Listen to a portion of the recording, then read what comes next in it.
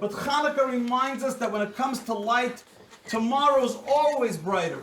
Tomorrow is a bright future, because that is what the Jewish people know from our history, is that when all the naysayers, individually or collectively, have said about us, we're lighting menorahs in Bozeman, Montana.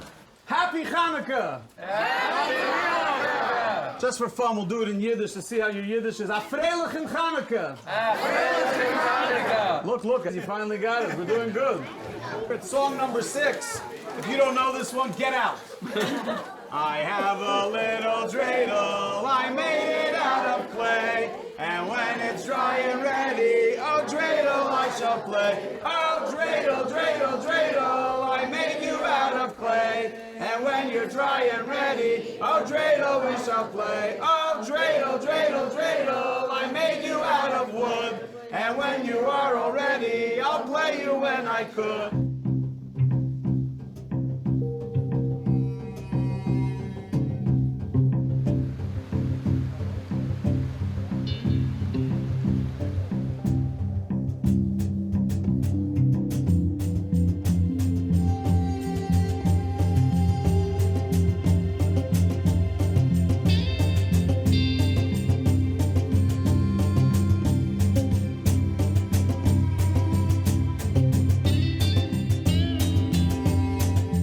I love the idea of finding a Jew, whether it's in the streets of Manhattan or out in the boondocks in Montana, and getting an opportunity to do a mitzvah with them and to share with them the beauty and joy that exists in the heart and soul of Judaism.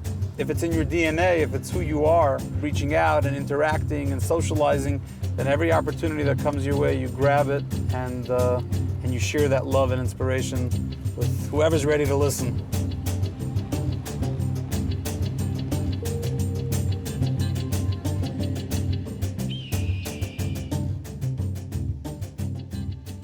Yitzchak, my friend, and I came out to Montana for the first time. And one of our first homes in Bozeman we knocked on was the Ostrovsky home. Rabbi Chaim shows up at my house with his friend Yitzchak.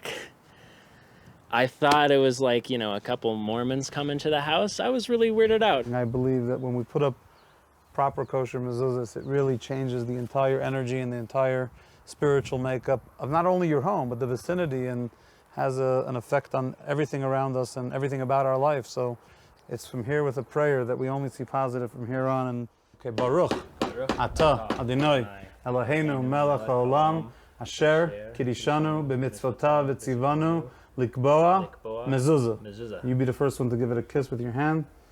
Either one? Yeah, either one, whatever works best. God says if you place this scroll with these particular verses from the book of Deuteronomy on your doorpost, it will shower divine energies into your home, because now God's blessings are there to give you that extra boost and protection.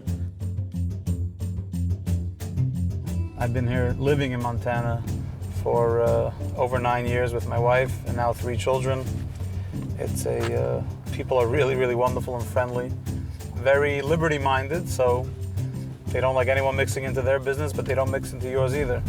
So if you're wearing a beard and a yarmulke, running around town looking like an Orthodox Jew, it doesn't bother anyone. Do you guys need to come in, or? Yeah. Yeah, okay. All right, so. You're the second house today from mezuzahs. Oh, great. When I moved here 3 years ago, I kind of disconnected from the Chabad for a while, and the holy holidays last fall, I texted, "Is there anybody in Montana?" Before you knew it, you were hanging with us. It's a wonderful experience for us, and to be able to get mezuzahs up and experience Judaism together. We got some guy in Manhattan on the street is selling a mezuzah for $1.99. Of course, it looks good, it sounds good, it's just not a kosher mezuzah. Just like sneakers that you could buy that say Nike in it, but they're knockoffs, they're not real. You want the real deal. Okay, so we're going to put the mezuzah here, and you'll push down, and you'll say after me, Baruch, Ata, Adonai, Eloheinu, Melech, HaOlam, Asher, Kidishanu, B'mitzvotav, V'tzivanu, Likvoa, Mezuzah. Okay. Francis, you want to be the first one to give a kiss, or Mom? There you go. All right. Don't pull it off, just give it a kiss. There you go. It's a beautiful thing for the home. Now you certainly don't have to lock the doors. Yeah. Now even in Montana you never have to lock the doors, but if you have a mezuzah and a gun, You're guaranteed to be safe and secure.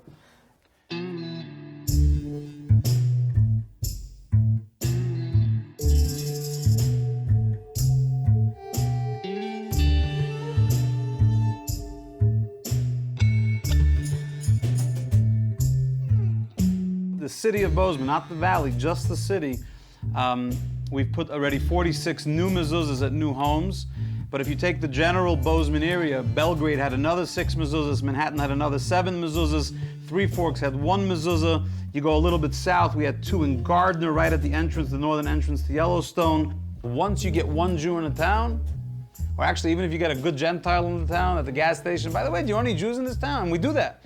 We'll go in the High Line, we'll go into Malta, and I had these yeshiva, I said, go into the gas station, as long as the guy doesn't look like he's armed and ready to shoot everybody, if he looks like a decent human being, which is 99% of the society, go in there, say, hey, by the way, do you know if there's any Jews in this town? We just happen to be driving through and we're looking for Jews. I'm not here to judge other Jews, other human beings. I'm not here to decide who's going to heaven and who's going to hell. I'm God's salesman. And you know what's unique about salesmen? We try to make a sale. In my case, I'm trying to sell Judaism. And either I'll sell it, and if I don't succeed, I'll come back next week, I'll come back next month, and I'll try again. That's a salesman.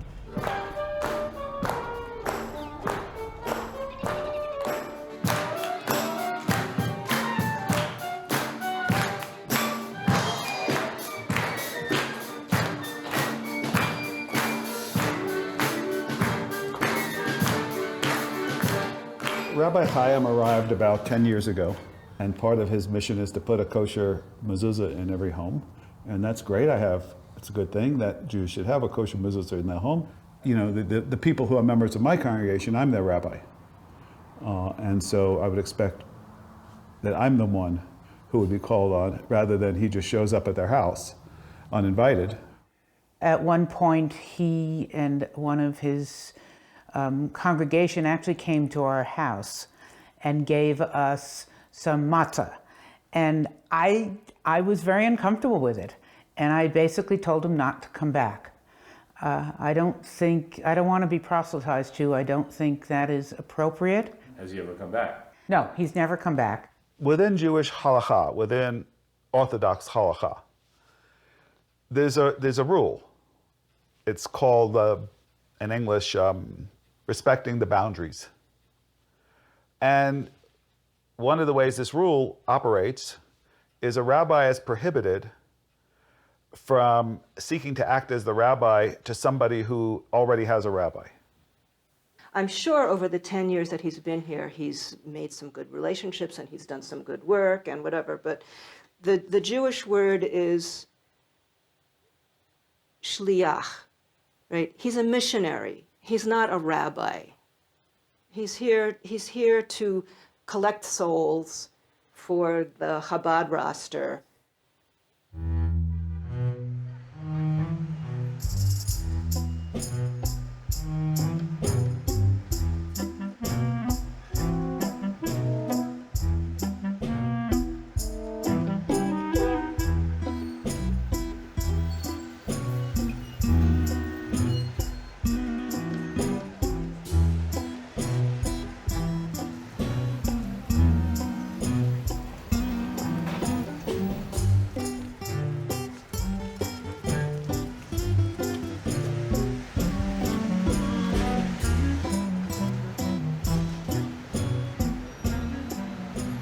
I cherish the community I grew up in, and I cherish the wonderful place that I called home for 25 years.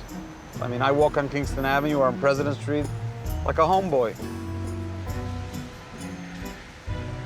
It's a wonderful thing. You see old friends just, going to get coffee in the old bakery that I grew up in, and just all the old stuff that I grew up with. 10 years in Bozeman hasn't taken away my attachment and my connection to my home turf. At the same time, people have to recognize that they're unique gifts from God to spread Judaism. If you have the personality of outreach and you're growing up in a community that values the outreach, then it's a natural combination, rocking Judaism all over the country and going out and changing the world.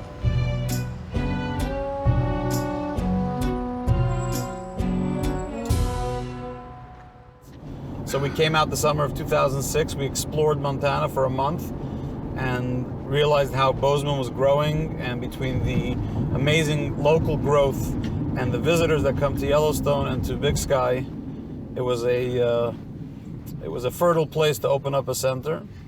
We came back to Brooklyn, we got the blessings from Lubavitch World Headquarters, and the rest is history. You had leadership qualities. I can tell who is going to be, as the Rebbe would say, who can really turn over a city, who can be a leader, who can inspire, who can get people to follow him. Chaim was definitely a gifted shliach. God gave him much talent, much charisma, and much social ability to really connect with people, which gives him, of course, empowers him with a bigger job. If you have more ability, you got to work harder to use it out. This little fella here is Chaim, who many people know today as Rabbi Chaim in Montana. I could tell you one thing, at Passover time we were all together and he got up and he explained what the 10 plagues were, and he was a preschooler, but he went into it in great detail, standing on a chair and, you know, giving commentary on the 10 plagues at a young age. I've gotten my haircut from David since I'm probably 9 years old, so we're talking about 26 years of haircuts. And even though I have a barber in Bozeman now, I enjoy hopping into New York when I'm here and getting my zip-zap haircuts. I'm in and out in 7 minutes. I don't want to have a Justin Bieber haircut or I don't know who else. I want to have a haircut that looks clean, that looks refined, and try to, it should try to reflect our lifestyle in general. So I'm going to ask him to trim my mustache a little bit, which is biblically and rabbinically it's permitted, but not my beard. Achla. Chanukah, mashu. Oh. Since it started growing my beard when I was 16 or so, it hasn't been touched. What would happen if you went for your beard? If you went for my beard? Yes. We'd meet in court.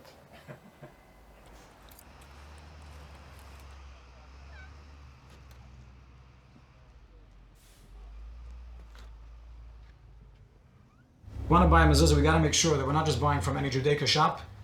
He could have good intentions, but the Judaica owner doesn't necessarily realize that what's going to do the mitzvah, what's going to protect us, is the kosher scroll. It has to be 100% written by a God-fearing, Orthodox Jewish male over the age of 13. You see over here, the writing is extremely, extremely poor, and it wasn't checked properly. Every mezuzah has to be checked before sold, and if you're looking over here, the yud and the pei of the word yifta is touching. Now, 2 letters touching isn't kosher. Wow. If even one detail is missing, it's not kosher. 99% kosher is 100% not kosher.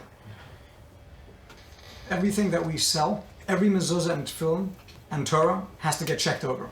Shema Yisrael Hashem Elokeinu Hashem Echad. Some of the yuds are missing the bottom left corner. Is that fixable? Those items are fixable, yes. This mezuzah looks to be kosher and will go back on the door. So we're wrapping up the mezuzah.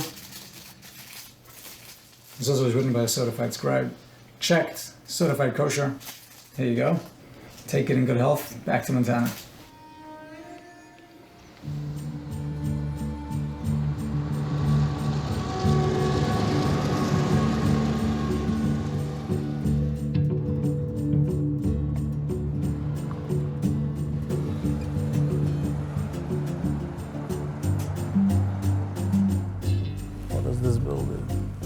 Most Jewish organizations are looking for membership. Let's get as many members to be part of our synagogue so they pay dues, we can pay our bills, and we can claim to be the largest group in whatever. In Chabad, it's all about getting a single Jew to experience a mitzvah, which is basically a moment of bonding with God.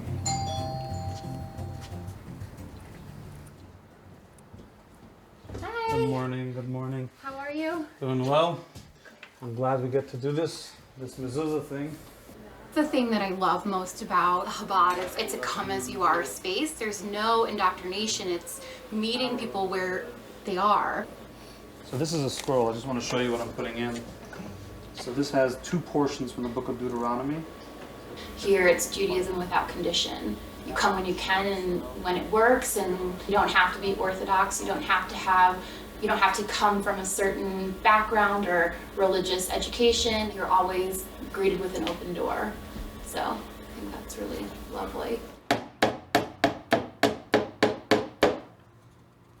Okay, beautiful. So in tradition, this is not a biblical commandment, it's not a rabbinical commandment, it's just a Jewish tradition that when we enter the house and when we leave the house, at a minimum, we touch the mezuzah. I see it as an excuse to get into people's homes and have access to promote their form of Judaism. And gay gesundheit hate, go ahead and do it. You're doing it with good intention. But I'm hoping that people are comfortable enough and with the Jewish community that we provide that they won't see the need for the Chabad model. I think the idea of going around and outing Jews is a wonderful thing. But Chaim, don't be a pain in the ass about it.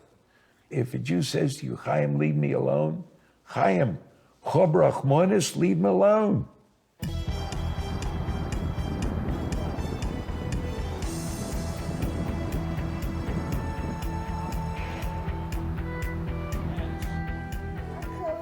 You can go on my shoulders. Here it goes.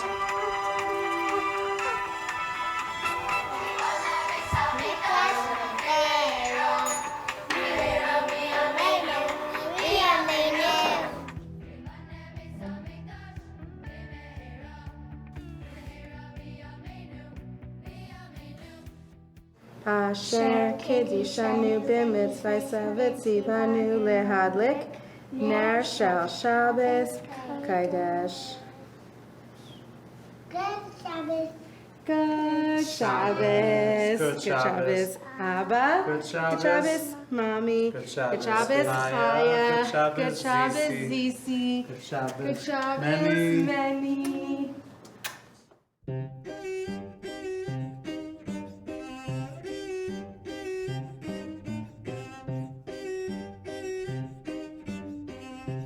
I do come from a religious family. My father is a rabbi in San Antonio, Texas, as my mother is the co-director of the Chabad Center there and a preschool director. So I grew up in a religious home. Growing up, I always wanted to kind of follow in my parents' footsteps and be lucky enough to have my own Chabad Center. I am kind of an adventurous person. I was 1 year in Israel in a seminary in Tzfat. And then I worked in New Jersey for a year and then taught my mother's preschool. That was the year that I met my husband. He was just really, really fun to be around. We had kind of the same ideals and the same goals in life. We both wanted to come out and open a Chabad center and do outreach. We just got along really well. So, I mean, couldn't ask for better.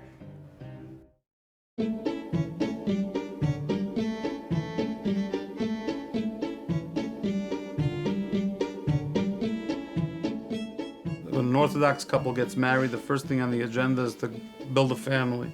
God has different plans for different people, and so we tried the normal way. It was decreed from heaven that biologically we cannot have children, and we decided to go on the challenging path of adoption. There's no way that I'm gonna be in this world and not have a family. I think in our circles it was pretty much unheard of. Adoption was taboo. Had a little shock value, I think. Absolutely. Well, adoption. Which we go for. We go for the shock value. Chaya was our first adoption back in 2009. Zisi, we adopted 13 months later. Adopting wasn't enough, so then we went and adopted a black little baby. The last 3 years with Manny, as nutty as he is and as wild as he is, and I wouldn't give it up for anything. And so all the racists out there, come and get me. I'm a Montanan, I'm Orthodox, and I have a black child. You can't match that. News Radio on 1450 KMMS in Bozeman. If you'd like to be a part of the big broadcast today and talk to the rabbi about anything Jewish or non-Jewish related, right. I guess. If you have any questions about the Jewish faith, I'm sure Rabbi Brooke would be more than happy to entertain them. Even here in Montana, there are times that I have to defend the Jewish people. Rabbi, is it true that Jews, whatever, or is it true that Israel, X, Y, whatever and I sit there and I debunk the myths, but there's so many out there. Let's take some calls. Thanks for waiting. You're on the air with Rabbi Brook. You got one Jewish fella that I really don't like. And Only one? Yeah, just one, and that's George Soros. What that man has done to nations and currency, and I have absolutely no use for him. He's ruthless. All I can say is that if you only have one Jew you don't like, you're from the better people in society. Oh, George Soros is a Jew, and he owns the banks, and he owns the world. Yeah. Listen to me, I know a lot of Jews. I grew up in New York. And most of them aren't wealthy, and the ones that are not like George Soros. Yeah. Most Jews in America, like everyone else, are middle class, struggling with their day-to-day, and do their best to remain spiritually connected despite all of that. Let's allow ourselves to embrace those that seem different than us. Let's allow ourselves to be united with those that we don't agree with politically or otherwise. Enough of the BS, enough of the fighting, enough of the bickering. Amen to that. Well, we got to work on your enthusiasm a little bit. We're gonna try. For next time, I'll take a Red Bull before I come in. There you go.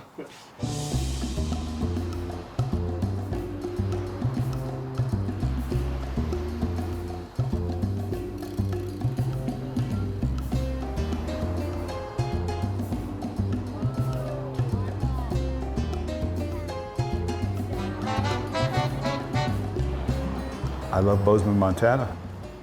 It's a great place to be a rabbi. But this is true in any more remote place. There's no Judaism in the air. If you live in Boston or New York, you can be Jewish and you get it by walking down the street. There's Judaica shops, there's lots of Jews, there's delis, there's bagels, there's rugala, all this kind of stuff. And that's not here. Jews don't move to Montana. They want action. And there is not that kind of action here. A traffic jam in Montana is who goes first at the four-way stop sign.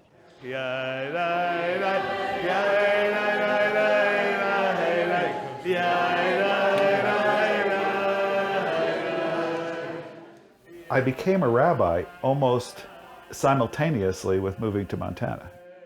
This is the cup of celebration, the cup of salvation. I was a trial lawyer for 25 years before I went to rabbinic school. It took me 8 years. Shavua Tov, your turn. And this is my first congregation. What is special about Jews in Montana? If you want to be Jewish outside of just some inner feeling and express it in some way, you're much more inclined to affiliate with a synagogue because this is where the Jews congregate. It's true, there's a number of rabbis here.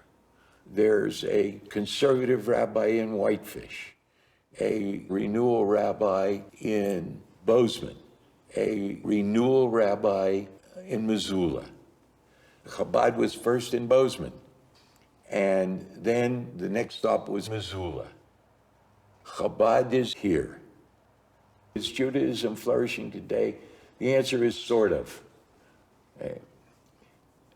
We are still a minority.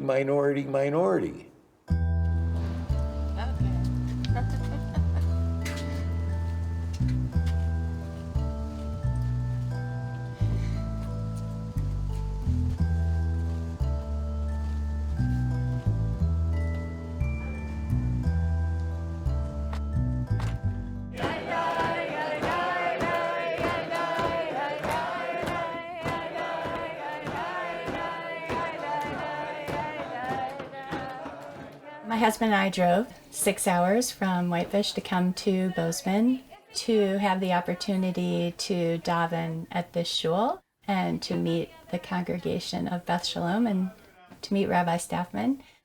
I think it's really exciting that there is an organization of Montana Jewish communities, that there are multiple non-Orthodox congregations around the state that have rich, deep, old roots.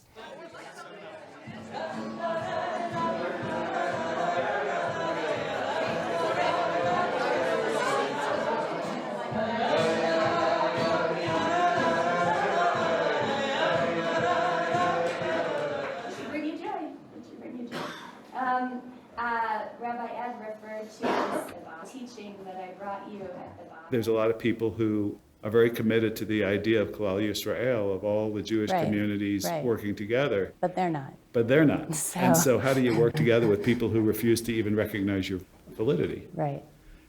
Just yesterday I asked You actually can't, and yeah, you can't. Right. They'll show up for a public event. You have a candle lighting. They'll show somewhere up, but they in won't. a town square. Yeah, maybe. I've made outreach efforts to Rabbi Chaim to do programs together, and there's always a reason why it can't be. When there's an event that isn't kosher, and they're not willing to make it kosher, and there's an event that's observed on Shabbos in a way that I can't drive there, and there's no way I can attend because there's mixed seating at the prayers, and there's other things that are in contradiction to traditional Judaism, I can't understand how there would be an expectation for a Chabad rabbi to attend an event that is totally out of line with Jewish tradition. If I'm invited to an event that I could attend, I'm happy to. But not at the cost of breaking the law that is so dear to me.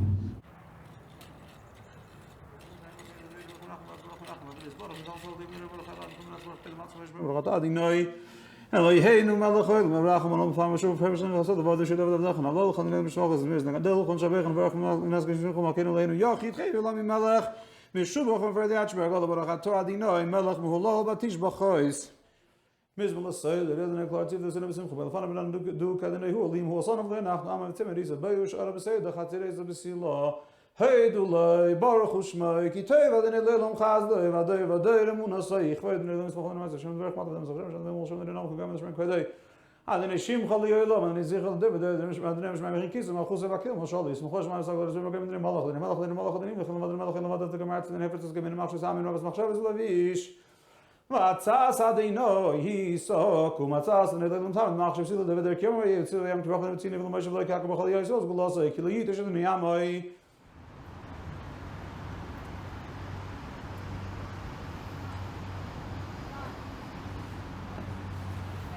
מה שלומך?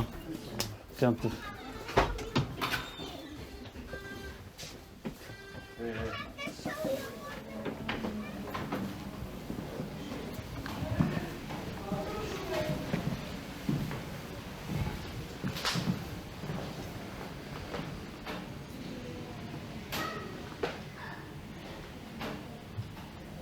In December of 1981, the Rebbe sent a personal letter to my parents, congratulating them on the birth, then congratulating them on the circumcision on the bris, and then sending for my third birthday when they cut my hair for the first time, my upshernish, a letter as well. When my father had issues that he needed to consult with the Rebbe as it related to my health, he wrote to the Rebbe a letter, and the Rebbe responded. The Rebbe told him which doctor in the community to consult with, because that's who the Rebbe was. The Rebbe wasn't just a leader that cared about being on the front page of the New York Times. He actually didn't like that at all. He cared about one thing and one thing only, ensuring that every human being he comes in contact with, or his students come in contact with, should feel the love, life, and zest that exists within Judaism.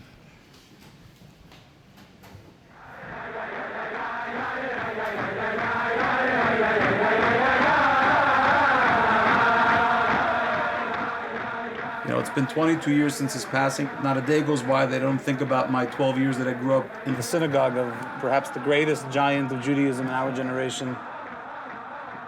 It was the Rebbe who said it's not enough to be an insular Hasidic community that stays in Brooklyn, which is what every other Hasidic group did. And I'm going to send emissaries from Baku, Azerbaijan to Johannesburg, South Africa. We're going to open up schools. We're going to open up centers for people to experience living Judaism, Torah classes, mitzvahs. The Rebbe started sending emissaries to the four corners of the world. And even though the Rebbe passed in 1994, that revolution continues to this very moment.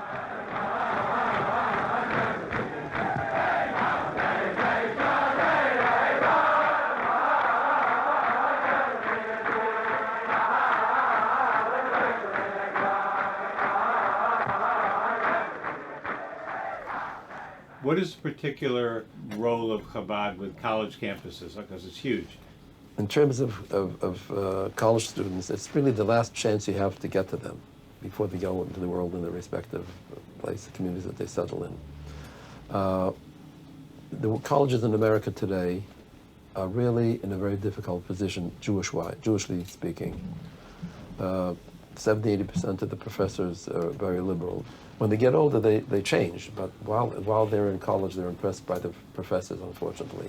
So there's a lot of work to be done. There are a lot of Jewish students there. You don't want them to fall into that mess.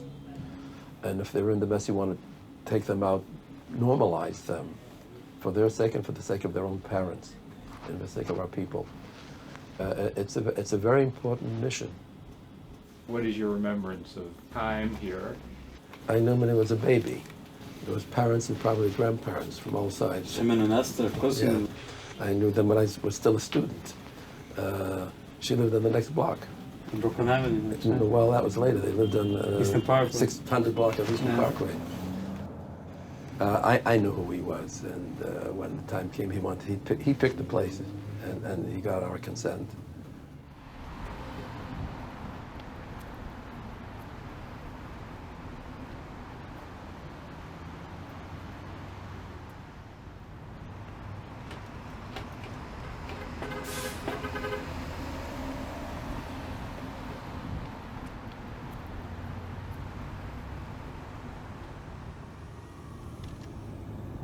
How's it going? It's going great so far. I mean, Judaism's flourishing in Montana, and that's, a big part of it is because Javi and I have devoted our lives to that mission of uplifting the spiritual state of Montana. And we've just scratching the surface. We've got a long way to go, but so far so good.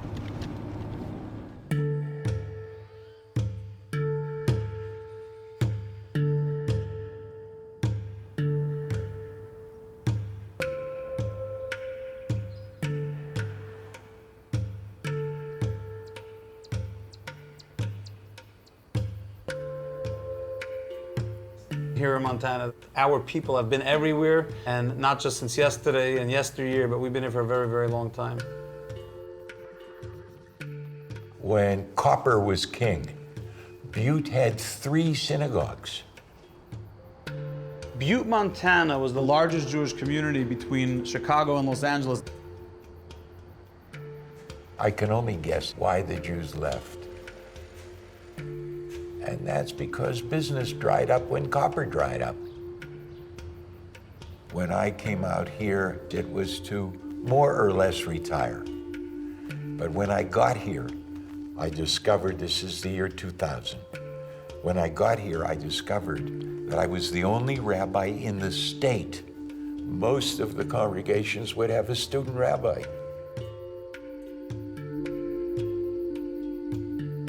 Bozeman had no community, Missoula had no community, Whitefish had no community, but that's changed. Bozeman has hundreds of Jewish families. Whitefish has hundreds, Missoula has hundreds. So it's really the dynamic has shifted, but Montana has always been a place where Jews have been welcome and loved. You're there to share with them the love of Judaism. They're there because they want to share with you the love of hunting or skiing. There's some part of me that's been a little bit more libertarian. I've never thought of things like marijuana and gun rights perhaps the way I do now. I do believe that living in Montana has made me a more thoughtful person and a more open-minded person.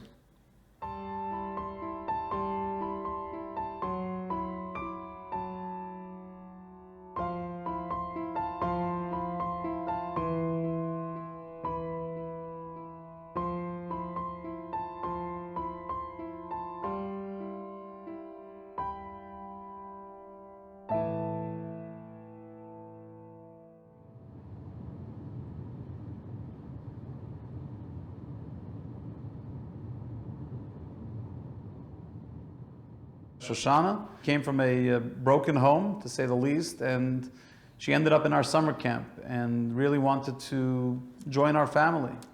And we had to make a decision that we want to take in a 12-year-old. It comes with a lot of history and a lot of challenges, and we made a decision. Come over here and watch. And we accept the challenge. Yeah, there you go. Sometimes easier to push on the back. Almost. Perfect. Put this up against your shoulder. Right, there you go. Okay, now put your cheek up here. And you look right through here. Everyone in Montana is armed. So I've been brought out to the range before, not only this range, other ranges. And I think it's good for people to have some level of comfortability with weapons. We live in a crazy world, and being armed is part of the American lifestyle.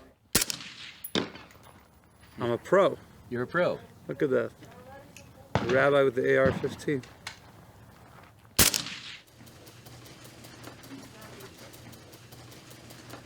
Who's giving Georgette a big good Yantav hugging cushy?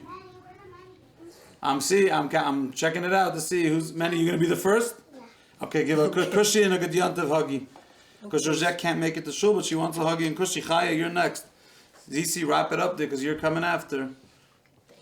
Georgette is our Bozeman Bubby. Come give Georgette. She loves seeing the kids. Breakfast, lunch, whatever you're eating. Amazing. Really good. Yeah, she's doing really well. Baruch, Atah, Adonai, Eloheinu, Melech, Ha'olam, Asher, Kedishanu, B'mitzvaysav, B'mitzvaysav, B'mitzvaysav, V'tzivanu, Likvoa, Mezuzah. Okay, that we got. It's going to bring special blessings to Georgette's life. The mezuzah thing worries me because it's not independent of his bigger goal, which is to bring in more Jews, to do more mitzvot, so Messiah can come. And Messiah can rule over all of the land of Israel. And the Torah can be the supreme law of the land. I sing with my children as often as I can a song that I learned as a child called We Want Mashiach Now, that we want him to come right away. We're doing our part for him to come. When he will actually show up, I don't know, but we wait for him 3 times a day in our prayers. We mention our hope and yearning for its arrival. And I can't see why anyone wouldn't want that. It's a utopian era where there's peace on earth. The Jews finally have full control of their land without any nudniks disturbing us. And all Jew and Gentile that want to serve God and their Creator have an opportunity to come to Jerusalem and serve God. What can be better than that?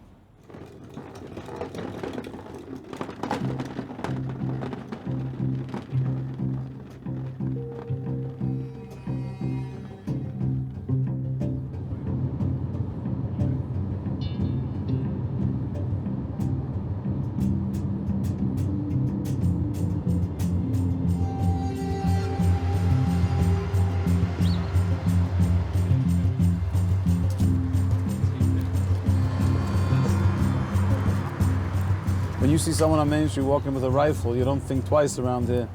They'd be more scared of seeing someone walking with a lulav. This looks more scary in Montana than a gun does, because everyone has them and everyone treats them with respect and honor, and with they treat it properly. Why are you carrying those funny-looking things? I'm this morning down Main Street in town. Well, today's the last day of Sukkot, and you never know who you run into in town, and so if I run into a Jew, and you know how bad I'll feel if I had an opportunity to do a mitzvah with them. Baruch, Atah, Adonai, Eloheinu, Melech HaOlam, Shechiyanu, V'kimanu, V'higiyanu, V'zman, Hazeh. Your heart, put it together to your heart and give it a shake. Did you do it yet? Okay, here we go. We got a double mitzvah. You never know what you meet on Main Street. Baruch, Atah Adonai, Eloheinu, Melech HaOlam, Shechiyanu, V'kimanu, V'higiyanu, V'zman, Hazeh, to your heart, and give it a good shake. It's the last day of Sukkot today, so if we wouldn't get it today, we'd have to wait another whole year. Thank you. Good to see you guys. Yeah, you too. Good to see you. You should come around. I do respect Chaim and his way of life, and I have been a Chabad, and it's lovely. For me, I don't feel that my values really align with the values of Chabad, particularly with egalitarianism. I'm really passionate about women's equality.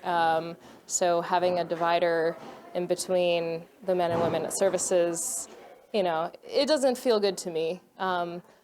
When I've been in services before at Chabad, I don't feel included.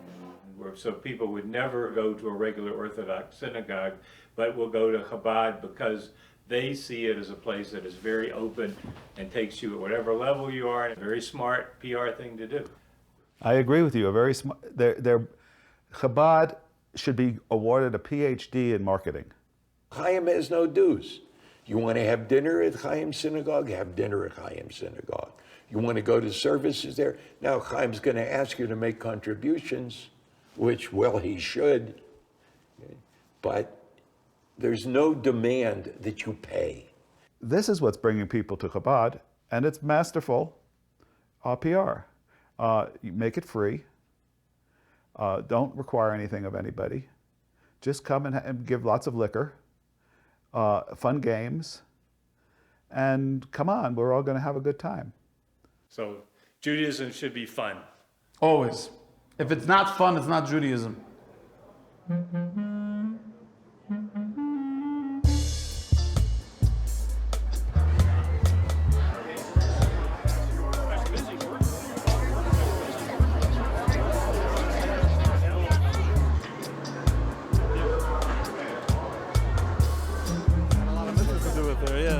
She's been talking about him and talking about him.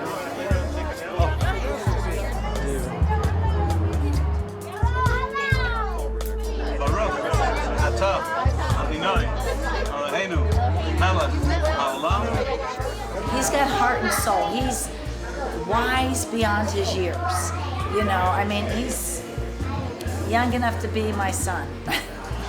Yes, he is. Rabbi Chaim reminds me of my old rabbis, except he's 50 years younger than they were.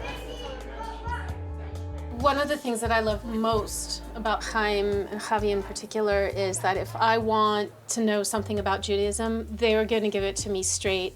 They're going to give it to me in the most orthodox way. And then it's up to me to decide. And I like that.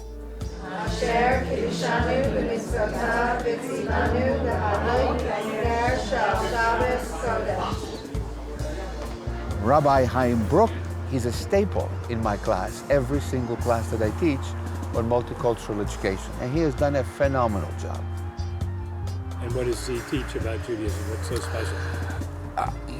He's so passionate about Judaism that I have to tell you that 95% of my students, 15 to 25 in my class, they never heard of Judaism. Some of them, maybe they have. By the end of his 3-hour presentation, half of which want to join Orthodox Judaism. And I ask him why? Because it gives them an anchor. He says, I have the truth. I have the truth. Because we want to leave Sukkot less vulnerable and more empowered to make the coming year a more permanent experience. We say l'chaim. Rabbi Ed and Rabbi Chaim are not on the same footing, as we say. Absolutely, no question about it. That's a good way of putting it. That's a very diplomatic way. Both of them are very high energy, very strong-headed. Sometimes they bump into each other. Sometimes they get along. Sometimes they help each other out. One's really right, one's really left. I'm in the middle. If I want a 3-hour service, I go to Chaim's. If I want something shorter, I go to Ed's. So both of them are actually too long for me. Both are wonderful to be around. I would like for it to be possible to be around both of them at the same time. That doesn't seem to occur.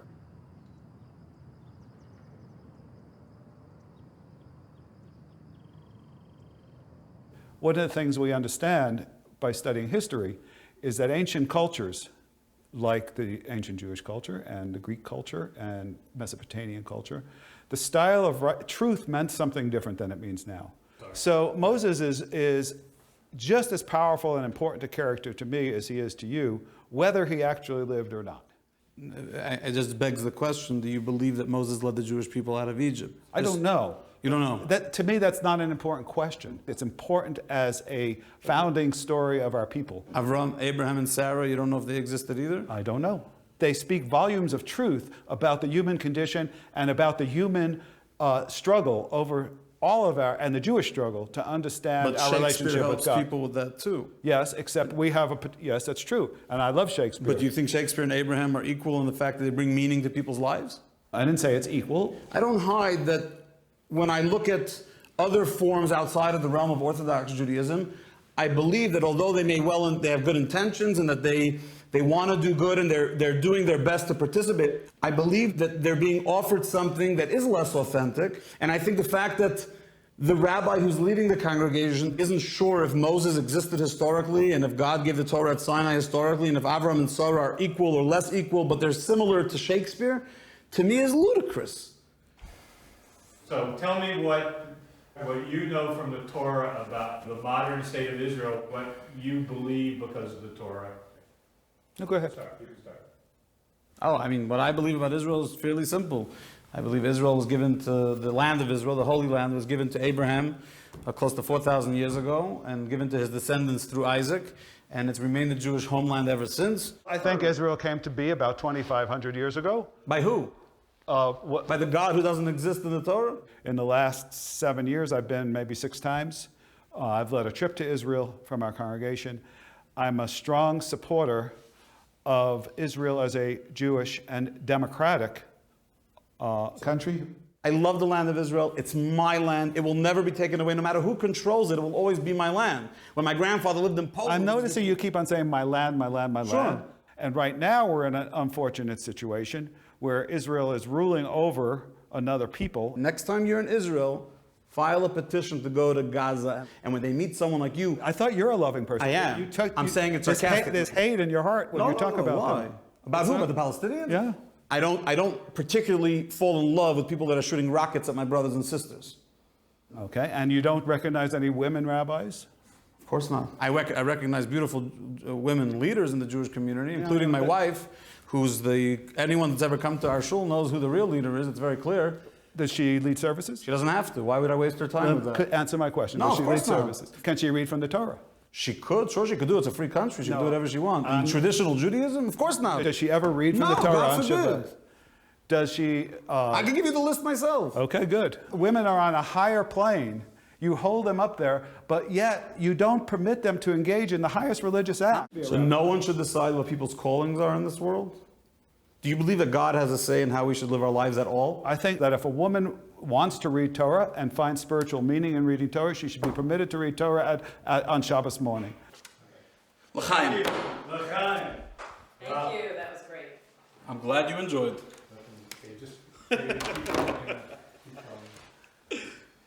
Okay. Dun, dun, dun, dun. Mom, look. Look at the cupcakes that I made. We need Those more are of really them. I'm cool. making another cupcake. These look delicious. I wish they were real. If you read the Torah and understand it, you come to realize how precious the woman is in the Torah, how God expects from us more than men.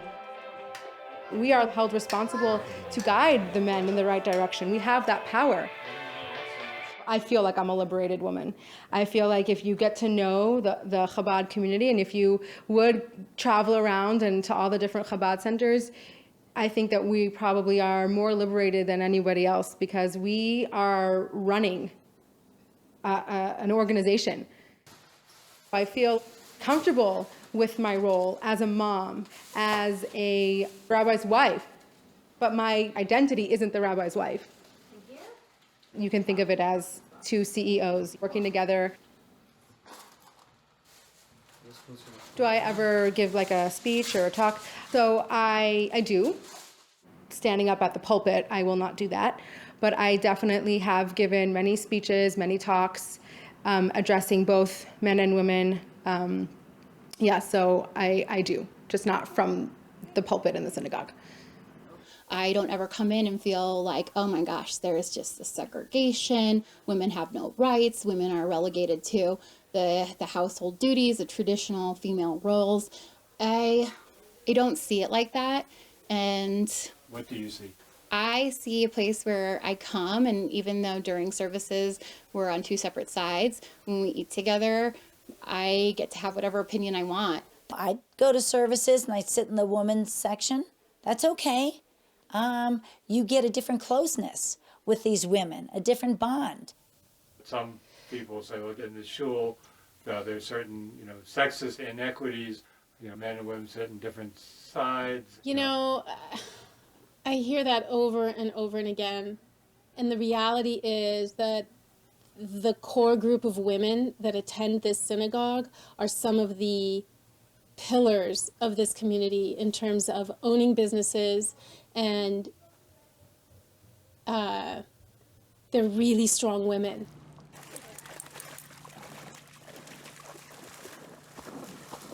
So what distinguishes us from Chabad? Well, first of all, is me. I'm a woman rabbi. My career for 16 years was in the Congregational Rabbinate in South Orange, New Jersey. I broke the stained glass ceiling.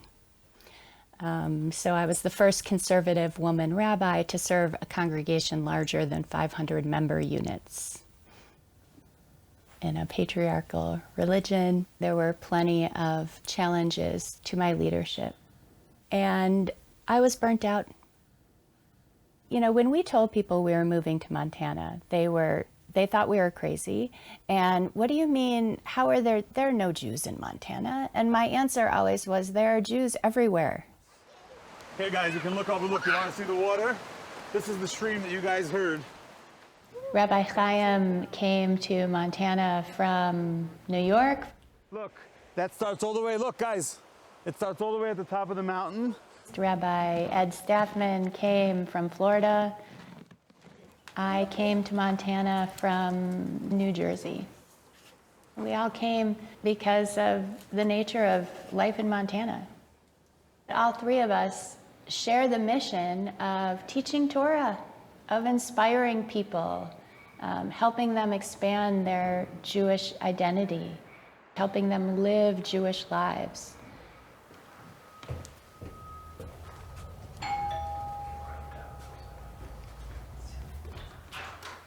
Good morning. Good morning. Good morning, Joe. Rabbi. Good to see you. How are you? Great. Good, good. I see they're doing construction out here. What are they doing at Bogart? The rabbi asked if he could put up a mezuzah soon after I started attending Chabad. I was fairly vehement at not being interested. And over the course of the last 8 years, things changed. My relationship within the Chabad community became more solid, meaning that they have become my Jewish family, my family. My father is a Holocaust survivor, and I was raised in a home where Judaism was black. It was all about death and survival. My dreams from a young girl until very recently were about clawing my way through caves of skeletons. It was about being enclosed in a coffin with my sister and listening to the Nazis go up and down. And so the idea of putting it out there that this is a home where a Jew lives made no sense to me. And it took 8 years of being in that community before I could deep down realize that it is who I am. I really only became Jewish when I met the Brooks.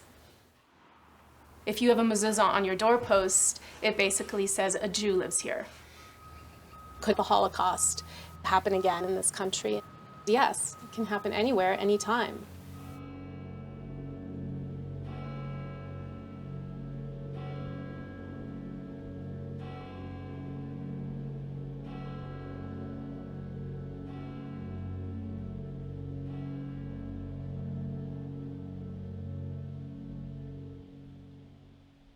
We saw an article posted by Andrew Anglin on his neo-Nazi website, The Daily Stormer. And this article called for a cyber-terrorist attack on our community to do what he called an old-fashioned troll storm. And that brought on a torrent of hateful, threatening phone calls, emails. These are the voices of hate invading small-town America. Oh, sorry, I think I have the wrong number. I was looking for the crematorium. The kind of hate and bigotry now bubbling up around us. He photoshopped pictures of us with Holocaust imagery and pictures of us with yellow stars, pretty much terrorizing us for weeks and weeks on end.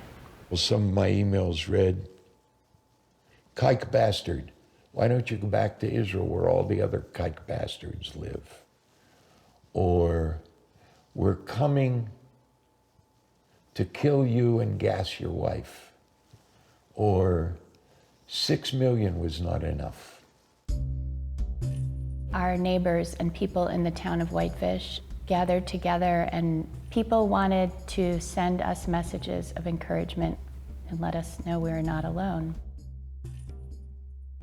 As word spread, people sent cards and notes telling us that this attack that we were experiencing was not representative of America. They came not just from Jews, from Christians, from Buddhists, from Muslims, from atheists. One card that was most powerful just had 3 words, and it said, "You belong here." My reaction to the neo-Nazi activity in Whitefish was to call Rabbi Rostin and say, I support you, and tell me how I can help. Rabbi Chaim used it as an opportunity to fundraise by starting the Chumash project, where people would give him money, and then he'd turn around and give everybody a Chabad Torah. A Montana rabbi is on a mission to spread light instead of hate through a project that sends Torahs to Jewish families across the state. Rabbi Chaim Brooks says that the Jewish community shouldn't give anti-Semites too much attention. I think the more Jewish people experience their Judaism, the healthier they are with their Jewish identity. And the healthier they are with their Jewish identity, the less they care about a few noisy people that are trying to discredit their entire religion. He hopes to be able to send a Torah to every Jewish family in the state. A posting came on my Facebook feed that they were raising money to send books of Torah to the Jews of Montana, because during these attacks, that's what the Jews needed. That's not really what we needed. We turn to Torah because that is God, and we want God's guidance in times of tumultuous situations, not anyone else's. And you know what? I will stick with God on this anytime, anywhere. And anyone that has an issue with Jews getting a Chumash should ask themselves, what's really bothering you about Jews getting a Chumash?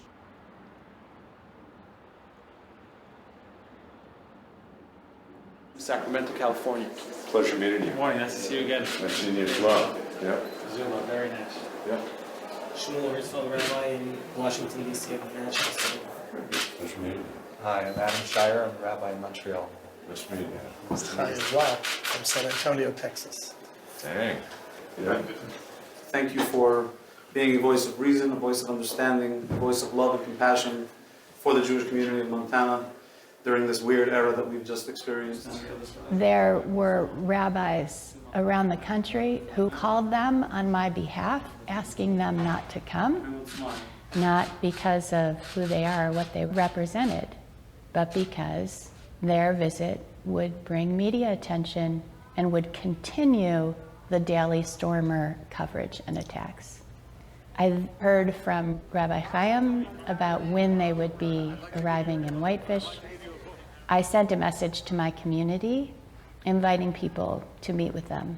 It was a meeting that included both Rabbi Francine Rostin and Rabbi Alan Setcher and Ina Albert, Alan Setcher's wife, and the Gershes. It was a community gathering. You know, that was one of the most heartfelt meetings I ever attended. But it was so, so deep and so, so special. And they were so grateful to get a Chumash. The rabbis did go around town the next day. They went to my police station. They went and visited business people. They did not invite me as the rabbi of the town to join them. Chaim presents himself as Judaism of Montana. He represents Judaism of Montana. Well, he doesn't.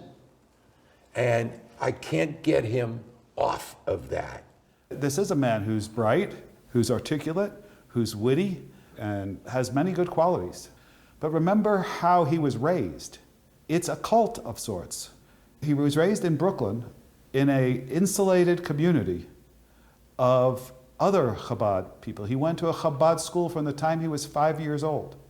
How do cults indoctrinate folks? I have seen nothing I would consider cultish about the shul and Rabbi Brooks' activities. I hear that in Billings about Chabad Lubavitch all the time. I tend to hear it from individuals who've never had anything to do with Chabad. It's not like something that Tom Cruise was in, where I feel that is a cult. You know, that is brainwashing. That is, you do this or else. This, you know what, you come and go. Jews in Montana don't understand that Chabad is a very wealthy organization, very right-wing, especially concerning Israel. And it's not just, you know, parties and cocktails and sushi. Following what someone says is not cult-like. Not being able to leave that follower, that's cult-like. There have been many people throughout history that have left Chabad and either remained within Judaism or not, but left on their own path. I think most people revere somebody. For some people, it's Martin Luther King. For other people, it's Rosa Parks. And for you, it's Barack Obama. And for me, it's the Rebbe. The Rebbe is my Martin Luther King, but even more than that.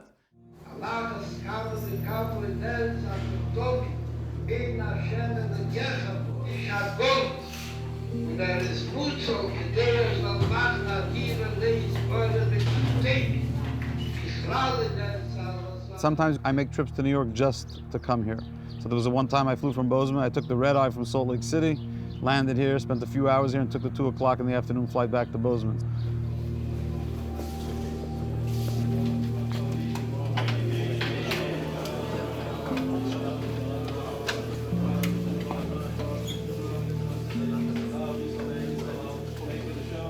This is Central Command for us. This is where the Rebbe's buried. And the first thing we do when we come here is we write a note with all the things we'd like to express to the Rebbe. I ask for blessings for my family, for my loved ones, for Montana, for our work in Montana. When we go into the Ohel, which is a holy place, we bring that note in and we put it there for a blessing as part of our other prayers that we do here. And so for a chassid, for someone that considers himself a student of the Rebbe, and for many who admire the Rebbe, this is the #1 spot that we come to.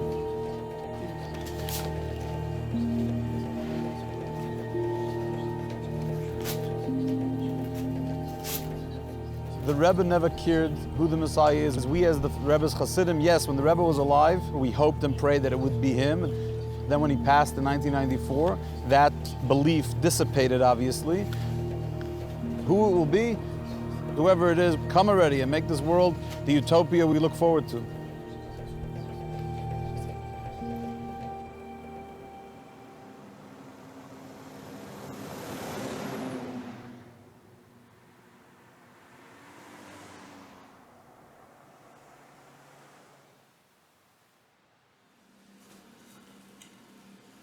So tonight is our annual Shababacue at City Beach on Whitefish Lake. It's actually one of the biggest events of the year.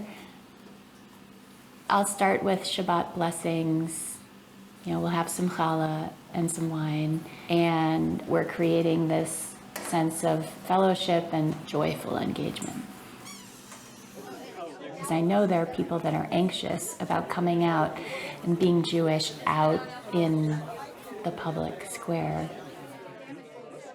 For this year's, there is an armed security guard, and that's part of our new reality as a community. Want them to feel safe and comfortable. That's what it's supposed to be like living here in America. Part of the darkness is still there. I definitely experienced PTSD, and I want to still speak out and stand up for my community and, you know, be a force for good in the world. So always juggling the anxiety and the desire to do something.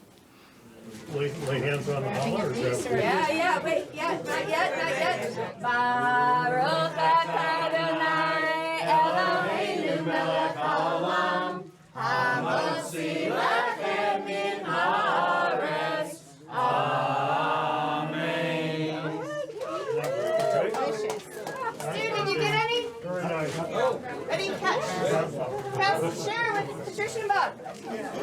having a female rabbi is very meaningful to me. At a congregational level, it's significant because it provides us more opportunity to look at egalitarian practice. But really, we needed a rabbi, we needed a leader, and she is it. Are you okay? Yeah.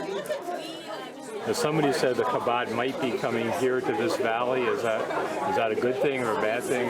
I don't believe in limiting them. I don't believe. I realize that these guys would object to Francine being a woman and a rabbi, and they probably wouldn't recognize her as a rabbi. There are all sorts of other halakhic laws that they would view differently than I view them, because I'm secular. You know, what could I say? But no, they should be here too. I have a very strong resentment for the undercurrent of inequality and inequity that is part of Chabad tradition and practice. Our congregation is very small. We don't have enough people to be divided. And I don't believe Chabad would come here with the intention of unity. If Chabad moved into the Flathead Valley, I'm sure it would prove to be challenging for our community, as it has been challenging for the small communities in Bozeman and Missoula. We'll see what comes.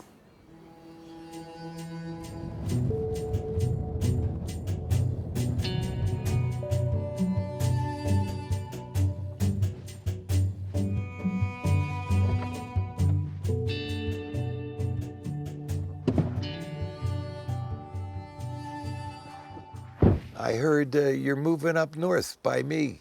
I'm not moving up north. We're just expanding up north. We, what was it? 4 years ago, we opened up in Missoula. Right. Second branch, and it's doing very well. And so, as I promised you for years, eventually we're going to make it to the Flathead.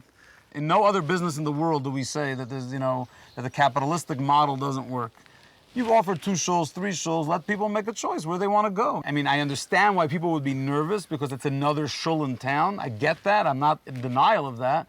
But how could you be inherently opposed to it unless you're also opposed to Smith's, Albertsons, and Rosauers all having groceries at the same time? Right.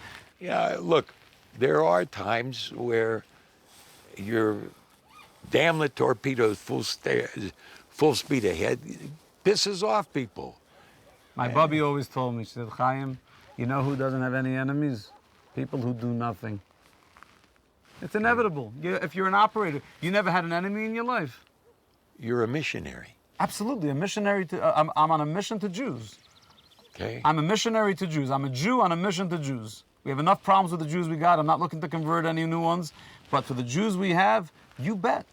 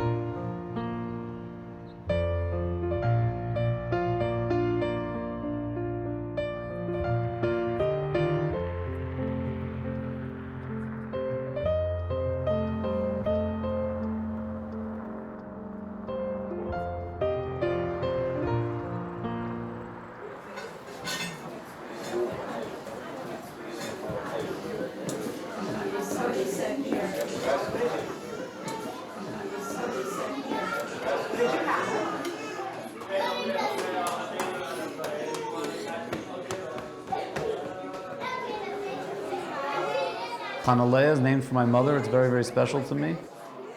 She's been a wonderful asset to this family. She's a chubby, gorgeous girl, and we look forward to raising her.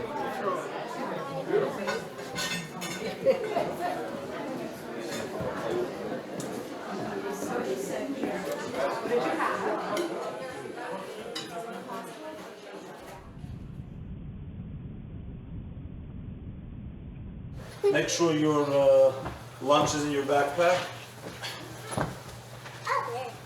Cece, do you have to return any books to school?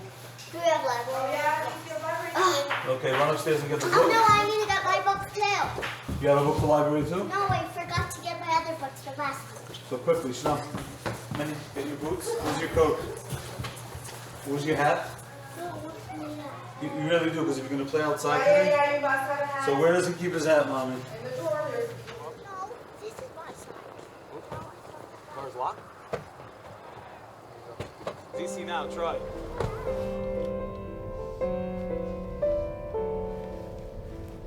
My plan for right now for my 5 children is to get them through regular school. I'll see you later, love you. Do I want my children to grow up and end up in a secular college? No. Do I want my children to grow up and be very educated, highly educated, and be successful in whatever they do? Absolutely. How do you reconcile those 2 wishes? Have a super day. I'll figure it out when I get to there. I figured it out till now with adopting 5 kids. I'll figure out their education all along the way.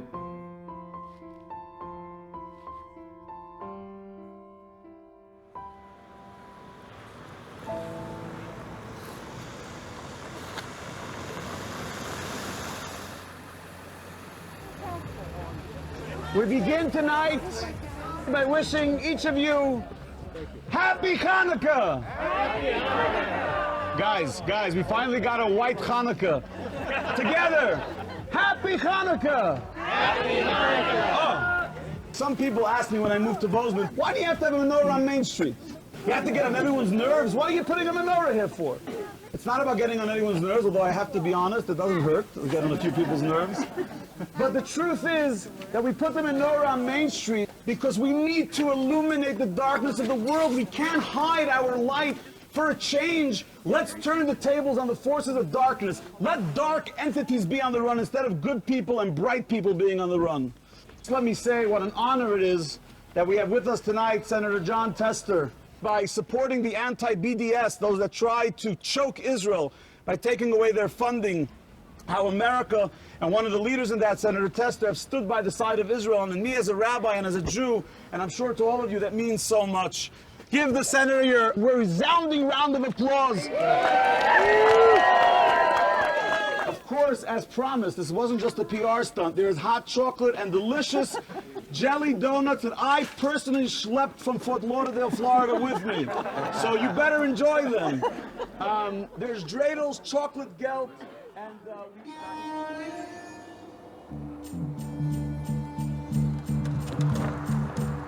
what the hell am I staying in Montana for? To deal with these kind of winters? That every day to get to school takes me 45 minutes just to get out of the snow? That's what I have to stay here for? I stay here because I see the results. The greatest reward that a person can experience in their life. It's a fact that the majority of Jews in Montana, when we started this campaign, did not have a kosher mezuzah on their front door, and today they do. So of course the goal is not to make people Hasidic, the goal is to make people aware and interested in their beautiful tradition. I'm putting up a mezuzah, and now I want you to come observe Shabbos with me. And now I want you to come to a Hanukkah party. And now I want you to have matzah for Pesach. That I'd like to see every human being grow in their spirituality. That's my goal. Welcome. Thank you. When I lived in New York, I lived half a block away from the shul. I'd go twice a year. I'd go Rosh Hashanah, I'd go Yom Kippur. That was it. I never had an affiliation with a synagogue or a temple, really until I moved to Montana. And it was meeting Chaim and learning from him and, really being inspired to have more, as he would say, Yiddishkeit in my life. In Big Sky Country, I literally found God, so to speak. So it was very incredible. So we're gonna put it right here. So push it down. I've never met more open-minded people than Chabad Hasidim. We'll sit and talk and befriend and love every human being because they are a human being and nothing else matters. V'tzivanu, likboa, mezuzah. Beautiful. Now every time you walk in and out of the door, either touch it or give it a look, something to remind you that the home is protected.